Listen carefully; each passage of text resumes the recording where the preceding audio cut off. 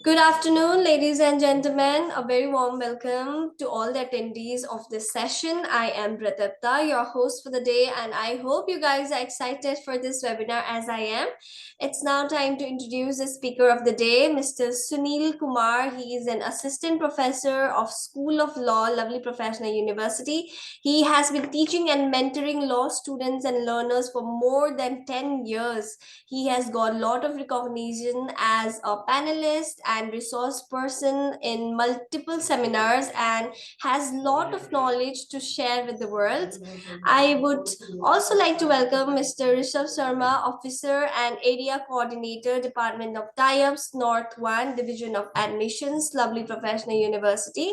Now I hand over the things to Mr. Sunil Kumar. It would be an absolute delight to listen to you. But let me just tell to the attendees who are attending this session to write all the questions that they have in the Q&A section or in the chat section. Over to you, Sunil sir.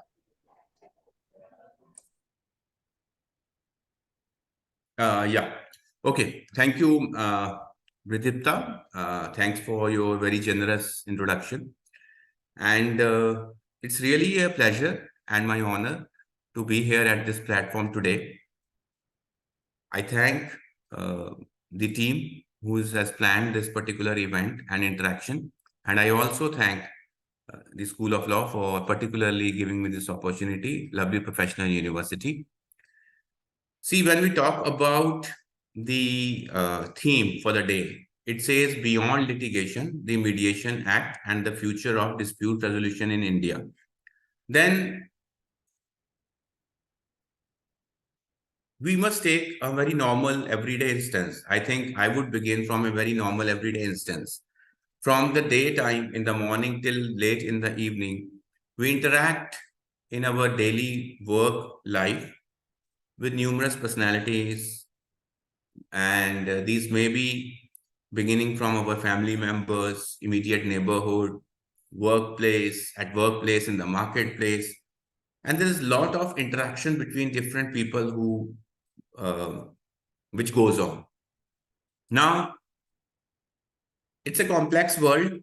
Today, there's a lot of interaction which takes place not only in normal course of conversation, as we understand in the very conventional sense, but it also takes place in through online medium. So we are constantly engaged, with mediums like platforms like WhatsApp, Instagram, Facebook, LinkedIn.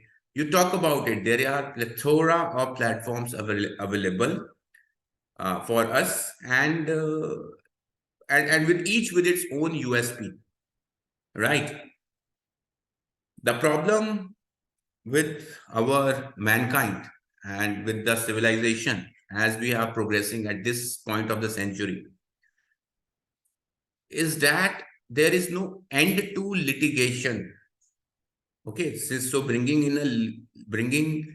coming straight to the point, when we talk about litigation, then there is always a scenario where two parties, and these two parties may be anyone. They may be coming from any particular background, caste, religion, social, economic, institutional affiliation. These may vary. So in whichever walk of life we try to take a deep look into, we come to realize that there are disputes to start with, and the disputes somehow are either not being settled, or these disputes are getting prolonged, and the resolution mechanism which is available within the legal system of our country is somehow proving to be inadequate to answer the need of the common man or of the parties involved in a particular dispute. A or B party, let's start from a very simple template. So when we say A and B parties are involved, and you just have to think little bit wild. And I'm sure you will be able to conjure up a lot of scenarios where these disputes can come up. Employer, employee, husband, wife, two neighbors, two shopkeepers, right? Uh, a junior employee, a senior employee, two nations, okay, two communities, two institutions. So there is, you may pit one against the another. That is how the whole world is oriented, and these issues may range from family disputes to commercial disputes to intellectual property disputes. I think you may every day there are there are so many issues coming up on IPR, intellectual property. When I say that, I'm talking about the domains of trademark, copyright, patent. These are the things which I am trying to bring your attention to. So if you talk about trademark infringement, for instance, there's a particular trademark with which you identify there's a particular trademark with which you identify the brand. For example, Coke. There's a particular logo. So that is a trademark. Okay. And no one else can use it without the permission of the concerned company for whatsoever purpose. Now, in these trademark is a protected intellectual property, and the company is using a trademark to promote its business, to do business, to make profits, obviously. Someone else manufactures, imitates, copies this trademark, and in a very clever way does some manipulation and brings up, makes up something else. The dispute lands in court, and then court has to look at the parameters set under the intellectual property law of the country to really review that whether that particular challenge by the company who is affected, Coke in this scenario, should we entertain it or not?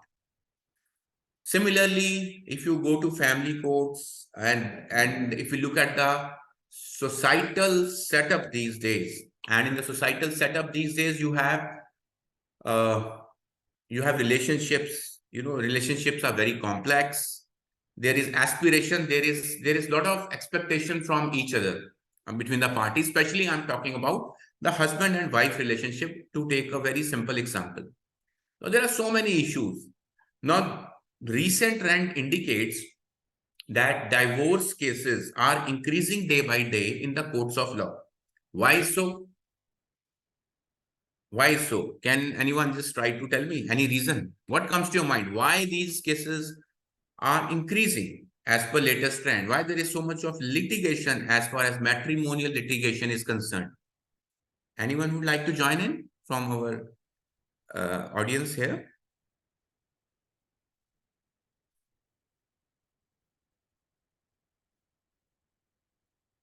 Okay, friends, fine. Not an issue. So when we talk about it, see, the reasons could be manifold. When we talk about husband, wife, the reasons could be really manifold. And maybe the husband and wife are not able to come to terms, are not able to come to terms on certain kind of, issues. And this could range from finance, compatibility, temperament. So many issues could be there. So there are many social and economic factors behind the relationship, how it shapes up. Already we are witnessing a scenario where there is a breakdown of joint families and you have more of the nuclear family status people are going for. It brings a lot of changes in the matrimonial life of the person. Now, when that happens, there is litigation. And when litigation is there, and when litigation takes place, and when litigation takes place in great numbers, then how do we ensure that it is resolved? We look up to the judiciary. In the legal system, you have the judiciary. The judicial system is there, all right? In the judiciary, in the judicial system, you have High Court, Supreme Court, District Court. For matrimonial matters, especially, you begin from the level of district courts. Now, sometimes the processes take very long time. Okay, sometimes in commercial disputes also things can go can be very dilatory, time consuming. The legal system is very time consuming. it's a bit costly. Not everyone can afford to pay the lawyer's fee. Lawyer may demand very hefty price from a particular individual. So what is the solution? So what do we have? The problems are high cost, very time consuming litigation process. And then the remedy is by the time the remedy comes, it may not have any relevance actually. So I was reading a news item just 2 days back. A retired police officer had filed a petition in the Supreme Court, and he wanted a claim on a bravery award, which should have been given to him 35, 40 years back. Now, that was not being given to him. He actually earned that bravery award, and the government was to give the benefit of that award to him around 40 years back for killing a dacoit. Now, the view which initially at the lower stage, at the high court stage, was taken by the judicial system, I'm just taking an example, was that there is no relevance now for this particular award because a lot of time has lapsed already. Okay. So there is no relevance, number one. And secondly, the court was of the view that what benefit it's really substantially going to bring to the litigant. But the court noted that it was an act of bravery, and bravery act should have been acknowledged. So once it has been acknowledged, the bravery act, then it must be given its due respect. So court said that that should be released immediately because it was done for an act of bravery, and this act saved people from the dread of a dacoit at that particular point of time. It helped the people for leading a peaceful life. So what I'm saying is that you have such examples in the legal system. There is pendency of cases also. There's pendency of cases, more than 70, 80,000, almost a lakh of cases are pending in the apex court, Supreme Court of India. Thousands and lakhs of cases are pending at the high court level. Similarly, below the hierarchy at the district level in the respective states of India, you have even more pendency of cases. So why the need for this mediation law, which today we are going to talk about little bit, 2023 Mediation Act. I'm just trying to tell you today what are the features of this new act.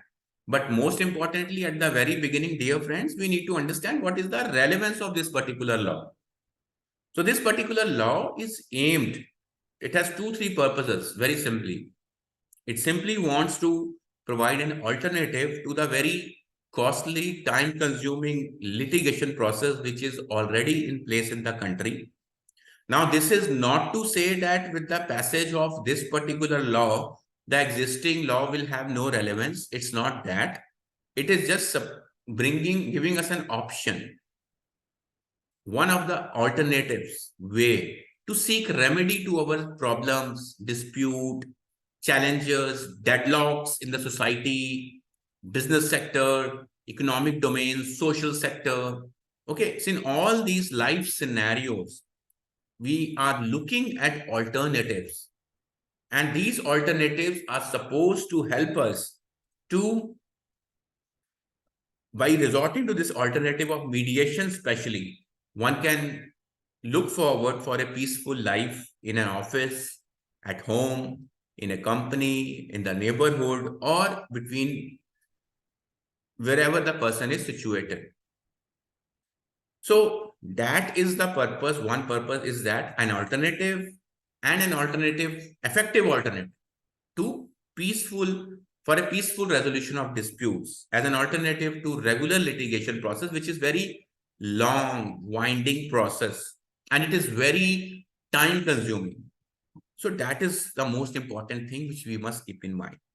Secondly, friends, when we talk about mediation, then mediation is one of the different alternatives which collectively we know as the term known as alternative dispute resolution, ADR. This term has gained currency, lot of currency and weightage in recent times. If you talk about mediation, then it is one of the platforms. There is also the platform for arbitration, conciliation, and there is slight difference in all these 3 different modes. when we talk about mediation, then it is more community oriented.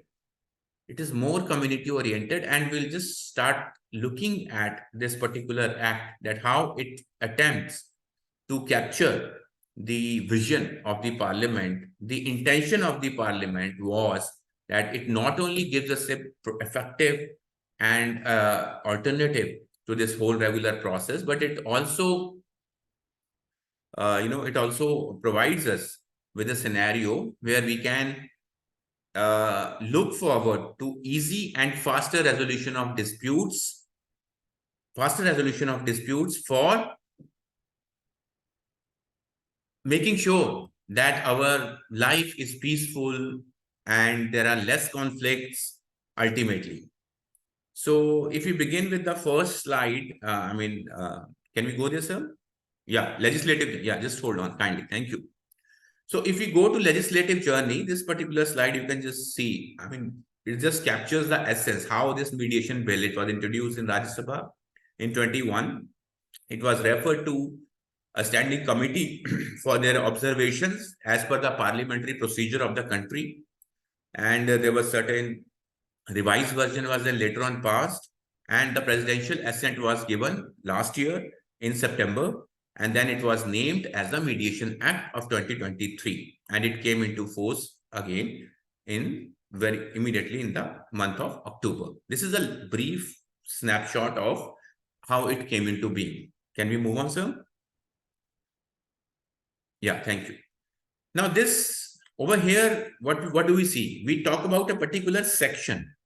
And in this section, we are not talking about a section of Act, but this is a reference to Civil Procedure Act of 1908. Now, Civil Procedure Act basically provides us with the procedure in civil courts. That's how the case has to be carried on, how the trial has to be conducted, friends. Now, I'm mentioning this because we need to understand that it's not that before this Mediation Act, we had no provision in the law for any kind of mediation.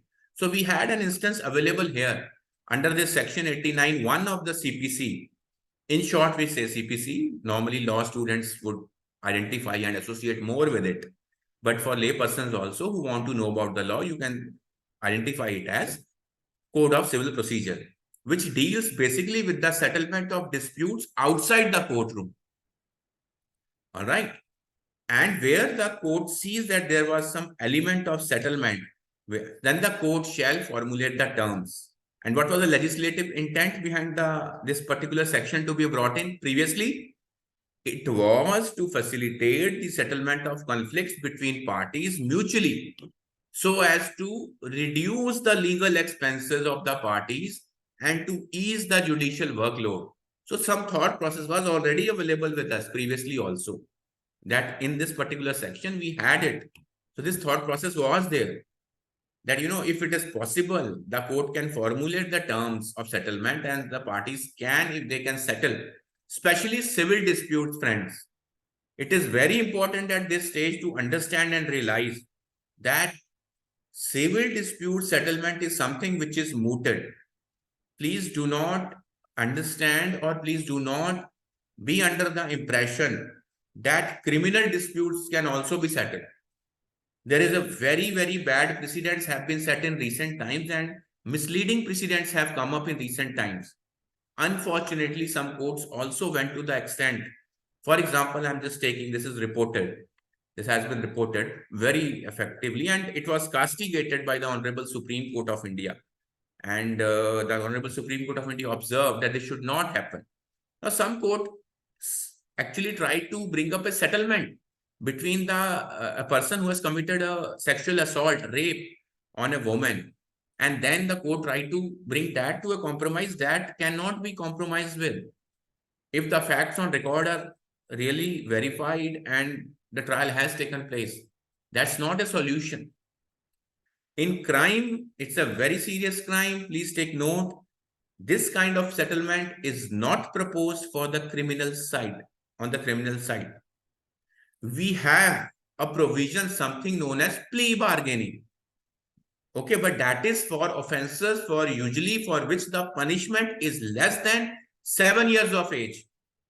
So dear friend, it is very important to keep in mind at the very first instance that most of the settlement or mediation process which is contemplated under this act, and also otherwise as far as the subject of mediation is concerned, it pertains to civil matters of life of mankind in India and beyond, right?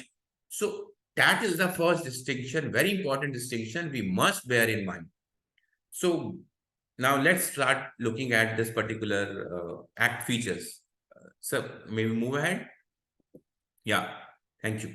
So what does he want? He has a lot of things this particular act is proposing.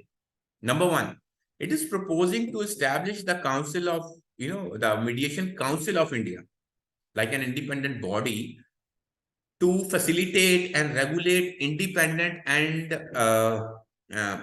mediation exercises and to promote the same, like as a body. And it also is recognizing pre-litigation mediation. When I say pre-litigation mediation, then what does it mean? See, when a person goes for litigation, friends, litigation means approaching a court of law for if you want some particular relief, right? If you want some particular relief, then you approach a court of law, and in the court of law, you go through start the process by filing papers. But before going there, if there is some mediation between husband and wife, between neighbors, between employer-employee, then time will be saved, money will be saved, and if they can resolve their differences and choose not to blow it out of proportion or choose not to go the whole winding road of the litigation, so that will reduce workload on the courts also, and ultimately it may be a win-win situation for both the parties. Effectively, that is the goal. So Mediation Act recognizes a pre-litigation mediation, online mediation, community mediation, and it encompasses the term conciliation also. In international practice, to conciliate, we go with the simple dictionary meaning of conciliation. What is it? Basically, in conciliation, there's a neutral player which may come forward and to bring the parties who do not see eye to eye with each other, who want to fight or who want to really, not engage with one another on friendly terms on the table. And that is the purpose. There's a time limitation which has been stipulated under the act. And most importantly, confidentiality is important. Confidentiality is something which has to be important, which is important in this particular act. As far as the applicability go, confidentiality of the parties, of their points of concern against each other. So the neutral person involved as a mediator or a conciliator has to maintain the confidentiality, has to respect the privacy of the parties. That is very important. So then we can talk. Yeah, just hold on to applicability, sir. Yeah. So if you look at the applicability as per the act, yeah, just hold on here, sir. All both the parties should be habitually residing in, or the business concern, if we talk about it, should have been incorporated or may have their place of business in India. When I say incorporated, it means under the relevant law. In the case of India, it may be Companies Act, Partnership Act, etc., as the case may be. Then party should also should have an agreement which provides for disputes to be resolved under the provisions of the act. See, when we enter into a contract, normally this is applicable more in the scenario of contract law. So when we talk about contract law, friends, then there are many terms and conditions when we enter into a contract with the other party.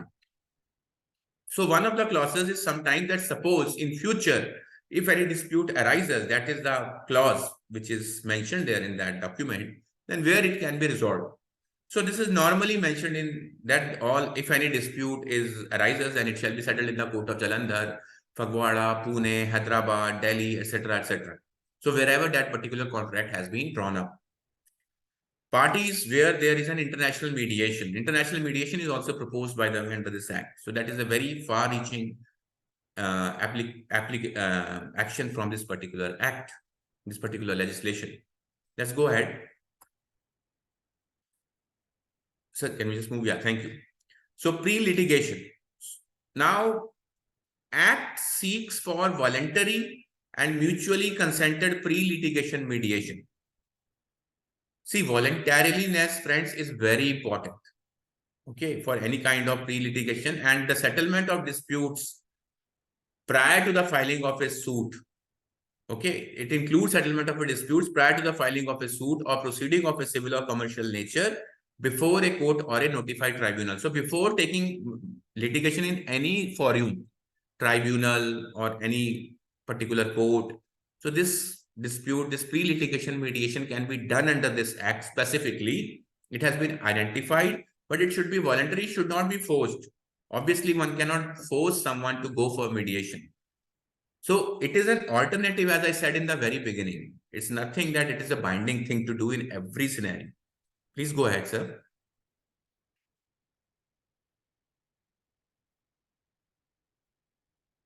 Yeah, thank you. Under the Act, the parties are free to decide on the mediator as well. This is on the point of mediation the new Act is talking about, friends. That is, they may choose. If I'm not agreeing on the personality, on the profile of a particular mediator, why should I go ahead? Ultimately, the mediator must inspire confidence between the parties. That is very important. It is not specifying any qualification, but it states that where the mediator is of a foreign nationality, then he or she must possess such qualification, experience, and accreditation as may be specified. It simply means that, let's suppose in India, if parties want some foreign mediator to come, then the Bar Council of India, which is a regulatory body in the matters of giving license to advocates and making and setting eligibility conditions for the study of law and for the qualifying of a person as an advocate, then they must recognize it in some manner. Similarly, vice versa, on the other side also, this can take place, like in Canada. So in Canada, you may have, for example, like you have NCA. So that national accreditation agency is there. So they recognize that if you meet certain criteria, then you may practice in Canada or you may represent parties in certain capacity. So it's a give and take process. And over there, these parties can come. And in the event the parties fail to come to a consensus, the mediator and the procedure for such appointment, they may apply to the appointment of a mediator. All right. So they can apply to mediation services provider. Let's go ahead, sir.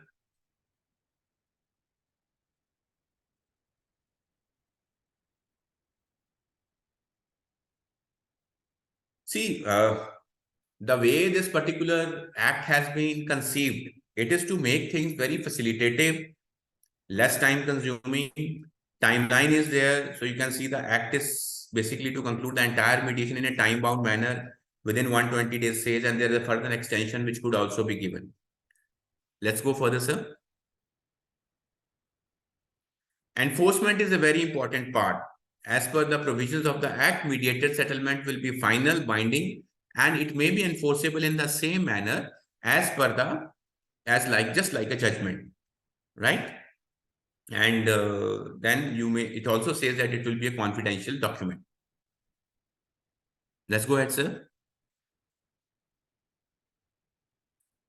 Now, interesting. This is the most interesting part, friends. Now, two things in this slide and next slide, it is mentioned. It is like two things which I just wanted to bring to your attention. That is online mediation and community mediation. So you have online mediation, it is allowing for that. And basically this removes geographical barriers. It is very far reaching in its effect, and it ensures the confidentiality of such mediation. And similarly, in the next slide, we talk about community mediation. See, why online mediation or community mediation is being encouraged? Because if we feel that there are some responsible people available in the community, in the neighborhood, then we can take the services of those persons, those they may be involved as mediators, and this particular litigation tendency can be reduced. Right? So I think we can go ahead, sir. Community mediation, right? Now, If any dispute is affecting peace, harmony, tranquility in any locality, it could be any dispute, property dispute. Suppose there's a property dispute, it is between two parties, but it may be so acrimonious, it may be so bitter that it may have be affecting the peace and peaceful life of the nearby residents. So if it is doing that, then that is certainly not going to provide a peaceful life to the people of the locality. So then they may reach out to these mediators, and with the prior consent, they can do the needful, they can settle, they can bring them to table, and then this can be worked out. Let's go ahead, sir. Right. So that brings us to the end of our conversation on Mediation Act. And I have just made a very humble effort to familiarize you with why we need mediation, the problems in the society. This is a panopticon view of the Mediation Act, and the future looks very bright for it, provided we have the sincere, army of professionals in the times to come. This is also an area where you have tremendous opportunity is going to come up. Tremendous opportunity is going to come up in terms of the when you talk about law opportunities, career opportunities, so many tremendous opportunities are going to come, and someone who is very much aware about this law, someone who has the requisite qualification or necessary professional exposure is definitely going to, capitalize on it. So there is big scope as far as career wise is concerned in the legal domain also, and certainly for the society and for the country as a whole. Thank you. Thank you so very much, sir. It was wonderful watching you talk on law, legal systems, and even we got to know a lot of things. And I hope the presentation was insightful for the attendees as well. Now, I would like to request sir to be on the screen. So, sir, over to you. Yeah, thank you so much, Britikta ma'am. And I would like to extend my regards to Mr. Sunil Kumarji for sharing such an insightful information with the attendees. Thank So, you. without wasting much of time, let's move further. Today, I'll be sharing with all of you accreditation and approvals, ranking, and eligibility of the program, about infrastructure and scholarship fee structure and important dates. So list is long. I'll be giving you few glimpse of everything. So let's start. It gives me immense pleasure to inform you all and announce that LPU is now NAC accredited. We got grade of A++ with 3.68 score on 4-point scale. Highest score in first cycle of accreditation among all government and private universities. We also have UGC approval. We have Indian Council of Agriculture Research ICAR approval as well. We have NCTE. We have uh, approval from Council of Architecture, Pharmacy Council of India, Bar Council of India. Then list is long. Let's move further. Placements, record-breaking package of 3 crore. These are few of the glimpse of the 770 plus LPU students elected at package of 10 lakh to 62.72 lakh rupees per annum. Some of few of the placements, 1 crore plus packages. We talk about our rankings. LPU has been ranked second by World University with Real Impact ranking in its first attempt. We have been ranked third under Atal ranking of institution on innovation and achievements. If we talk about sports and extracurricular activities, LPU students created history. 12 out of 13 LPU students won Olympic medals. First runner-up, LPU for winning historic National Sports Award, Maulana Abdul Kalam Azad Sports Trophy 2023, awarded annually by the Ministry of Youth Affairs and Sports, Government of India. And our students during the 19th Asian Game won many medals. Neeraj Chopra, gold medal in javelin throw. Abhishek, gold medal archery. Few of the others. These are few of the glimpses. We hosted 106 Indian Science Congress successfully It was inaugurated by Honorable Prime Minister of India, Shri Narendra Modi ji, His Holiness Dalai Lama, in LPU campus, Mr. Hamid Karzai, then President Shri Pranab Mukherjee, late Shri Arun Jaitley ji, Finance Minister of India, ex-Finance Minister, Shri Venkaiah Naidu ji, Kuhar Gopal Das, few of the celebrities. You can have a glimpse.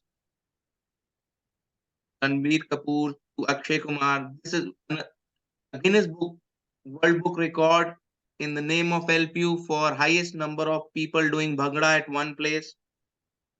Few infrastructure of LPU 20 Shanti Devi Mittal Auditorium with capacity of more than 2,500 people. Labs, libraries, uni mall. You can get all the essential things from this mall. To gymnasium, bowling area. We also have 50 bedded hospital within our campus. So these are few of the lush green campus, night view of the university, Olympic size swimming pool is there. We have shooting range as well, 20 badminton courts, basketball court, splash is there. This is the outside view of indoor stadium facility available at Lovely Professional University. So let's talk about study grant. As you all are aspirants for law, you are interested in law program. So I would like to inform you that Lovely Professional University conduct its own test, which is Lovely Professional University's National Entrance and Scholarship Test. So what is the benefit of giving this test? One, if you want to study law in Lovely Professional University, you need to qualify LPUNEST. It gives you eligibility. Second is, on the basis of this test, you can get scholarship as well. Third is study grant. Now, what is study grant? If you are trying to get yourself admitted into any national law university and you qualify CLAT exam, in that case, if you are among top 100 candidates of LPNest and you got yourself admitted into any national law university, in that case, LPU will give you one time 1 lakh rupees study grant to study at NLU. So this is one of the feature. Let's go live. Just give me a second.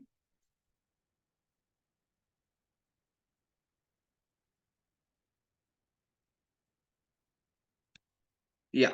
So our website is www.lpu.in. You can note www.lpu.in. Here you just need to go to admissions. Under admissions, 12th, after 12th program, and then you need to click on law. There you will see there are two options. After 12th, you can always go for integrated law program.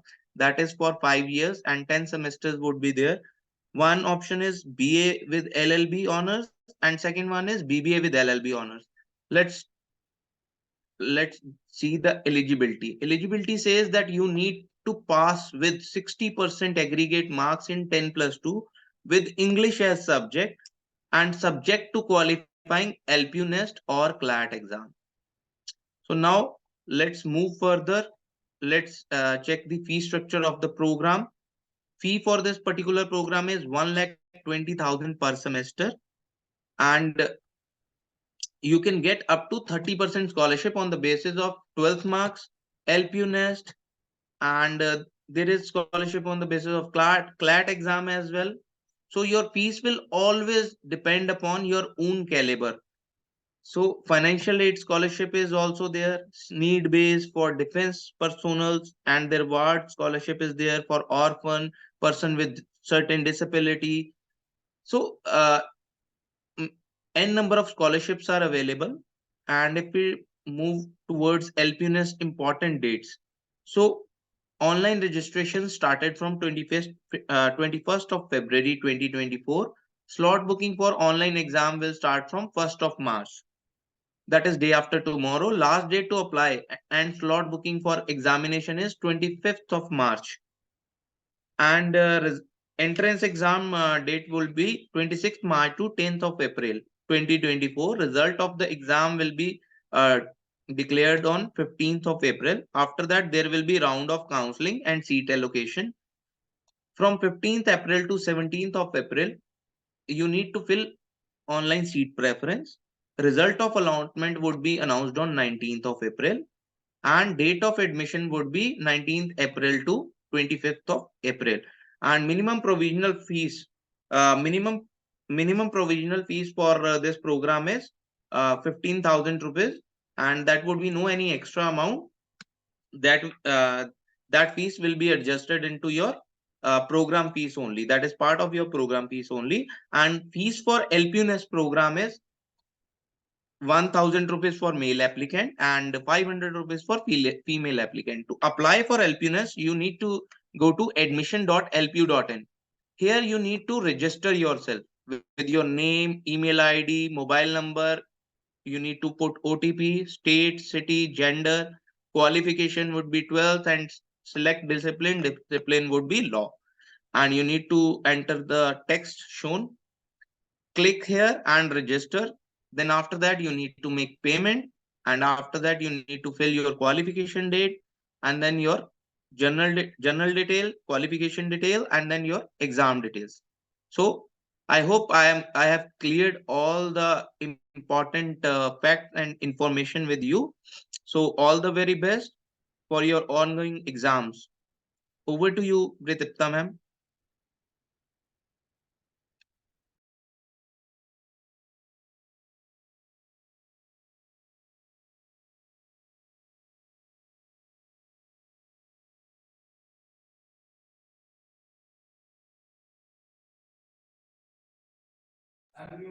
Thank you so very much, sir. I'm so sorry for the internet issue. So we have gotten some quick question and answer questions for Mr. Sunil, sir. So there are like a lot of questions, but we are only going to take few of them, right? Just give me a minute. I have, yeah. So the question one of our attendees has asked is that like, what opportunities are available for undergraduate students to gain practical experience in the legal field? What opportunities are there for the undergraduates? Right. Okay, Students to gain like when the practical. student is studying law, right? Right. See, when we talk about the expertise, then see, what we talked about today is one of the branches of law. This is the mediation law we talk about. So if a particular student is interested, for example, to pursue this particular branch of law as a professional, then he may obtain necessary certification in addition also to the degree, which could be BA LLB, BBA LLB, LLB. So all these are LLB is 3-year program, BA LLB, BBA LLB honors. These are 5-year integrated programs. So while doing this, additionally, some certifications can also be obtained to really, spruce up your CV, resume, build onto your CV, resume. And once you have it, then you can reach out to agencies which recruit mediators. And because there is going to be a great need once the law is in place, law is already in place. So there's great future there. If you are interested in litigation, then the best way is, of course, to start with internships with district judiciary where you are staying. You can start from there only. See, the legal system has a lot of hierarchies there. You have district judiciary, high court, supreme court. So you must have exposure. Some optimal exposure is required for every stage. And while studying law, you will learn what every hierarchy, like what level, how a case proceeds from the lower hierarchy to the higher hierarchy. Simultaneously, BCI stipulates that you should do internships. So internships are the best method. Internships are available with government agencies also, like Competition Commission of India, like you can say, with agencies like Advertising Standards Council of India. So there are several government agencies. You have Women and Child Development with several ministries. Our students have also gone in recent past to do internships with Law Ministry, Ministry of Justice and Law, Government of India. So we have internship opportunities with government agencies, non-governmental agencies, with private bodies, with think tanks. Okay, with think tanks. There's a lot of research work which one can learn. There are plethora of opportunities in intellectual property rights domain. In the corporate legal sector, there are n number of opportunities. So all these players who are there in the professional world, they welcome students who are still studying for internships. Some of these internships are paid, some may not be paid. But what is important for you to understand is that even if it is not paid, normally the most reputed ones, they don't pay the stipend. But once you are associated with them, you learn the nuances of the profession. You learn the fine points. And once you learn that, it's a great thing that they are willing to give to teach you. Money is secondary at the initial stage, but once you have the necessary skills, money sky is no limit in this profession. Well, I hope that answers your question. We have one more question, sir, and this is probably the last question that we are taking. So there's this question by Akshat. So, what are some of the biggest challenges facing the legal profession today, and how can aspiring lawyers like me prepare to address them? Could you just repeat the last part of the question, ma'am? And how can aspiring lawyers like me prepare to address them, prepare to deal with them, The basically? challenges of the legal profession? Right. Okay, fine. See, the challenges of the legal profession, my dear friend, there are 2-3 things immediately I can just suggest to you. See, on top of my mind, what comes to my mind is that, see, you have to carve out a place for yourself. You have to carve out a place for yourself, and you must not rush for it. If you want if you want comfort, then that is not going to be the case. It's a profession which is very demanding. You may have to put in a lot of hours for research, and you have to inculcate habits and skills that you have to read very regularly. You must be aware, lawyer. You must be aware that what is happening all around you. There are now online platforms like Live Law, Bar and Bench, where you can every day you can visit and you can see what is happening in the legal world, what kind of disputes are coming, what is the argument which was being given. So 2-3 things you must be very good at. Because a lot of litigation work by and large in superior courts take place in English. So you must polish your English speaking skills. You must be able to read good literature, law books, good literature. You should be aware of the world around you. Third, you should be able to write brief synopsis in a very well manner. Your writing skills should be there, your communication skill. That includes reading, writing, speaking. You should polish these skills. These will prepare you for this particular profession. And you must keep your eye open for the kind of observation judges give, the kind of arguments which are there. You must be in the habit of reading the word of the law very carefully. You must consult dictionaries and other things. So it is a very demanding profession. It requires a lot of hard work. But yes, it is a highly noble and respected profession in society. If you say I am a lawyer, you don't say it to scare people. Right? I am a lawyer. You say I am a lawyer, and you as a lawyer, as a professional, you are there to help people. You will help them to resolve disputes, and you will earn people's blessings in the long run, my friend. All right. So the challenges are there. There is huge competition. So you must stand out through your hard work. I hope I have answered. Well, I hope that answers your question. Well, we are almost coming to the end of this session, and Mr. Sunil Kamar, I just want to say that your years of research and your depth of understanding, and also your ability to present the topic in such a interesting way, let attendees have one of the most wonderful session. And even for me, and on behalf of the attendees, I want to say thank you so much for such an insightful webinar, and hopefully the attendees found the webinar to be valuable and will be able to utilize the same to make the better decision regarding at their admission. I'm obliged, and thank you so much everyone for Thank joining you. in Thank today. you. Thank And you for being a I'm your wonderful host. host. Thank you. I'm your host, Pradipta, and I'll see you guys soon. Have a lovely day. Thank you.